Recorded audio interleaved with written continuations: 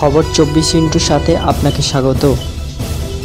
নতুন নতুন খবর জানার জন্য আমাদের চ্যানেলে চোখ রাখুন।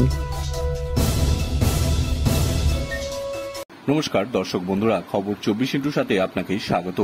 রবিবার ভোরে মুম্বাইয়ের বান্দ্রায় সালমান খানের বাড়ি লক্ষ্য করে অজ্ঞাত পরিচয় ব্যক্তি গুলি ছোড়ে। তারপর থেকেই সালমানের বাড়ি গ্যালাক্সি আবাসনের নিরাপত্তা কঠোর করেছে মুম্বাই পুলিশ।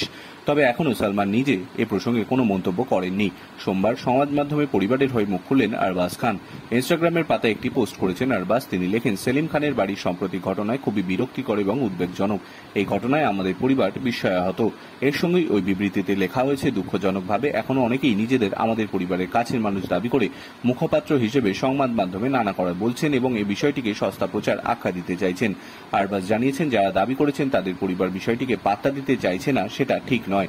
ওই বিবৃতিতে আরবাজ জানিয়েছেন যে তাদের পরিবারের তরফে এখনো পর্যন্ত সংবাদ মাধ্যমে কোনো বিবৃতি দেওয়া হয়নি। তিনি লেখেন, পরিবারের সদস্যরা আপাতত পুলিশ তদন্তে সহযোগিতা করছেন। পরিবারের সুরক্ষার বিষয়ে মুম্বাই পুলিশের উপর তার ভরসা রাখছেন বলেই ওই বিবৃতিতে জানিয়েছেন আরবাজ। এর সঙ্গেই পাশে থাকার জন্য অনুগামীদের ধন্যবাদ জানিয়েছেন তিনি। রবিবার ভোর 5টা নাগাদ সালমানের বাড়ির সামনে চলেছিল 4 রাউন্ড গুলি। একটি এসে লাগে অভিনেতার জানলার পাশের দেওয়ালে। তারপর থেকেই নড়ে চড়ে বসে মুম্বাই পুলিশ। মন্ত্রী থেকে বিধায়কদের আনাগোনা সালমানের বাড়িতে। গোটা ঘটনার দায় স্বীকার করে নিয়েছে গ্যাংস্টার লরেন্স বিষ্ণইয়ের দল। তারা শুধু ঘটনার দায় স্বীকারই করেনি, সমাজ মাধ্যমে পোস্ট দিয়ে রীতিমতো হুমকি দিয়েছে অভিনেতাকে। সিসিটিভি ফুটেজ থেকে ইতিমধ্যেই একজন দুষ্কৃতীর পরিচয় জানতে পেরেছে মুম্বাই পুলিশ। ব্যুরো রিপোর্ট, খবর 24x7।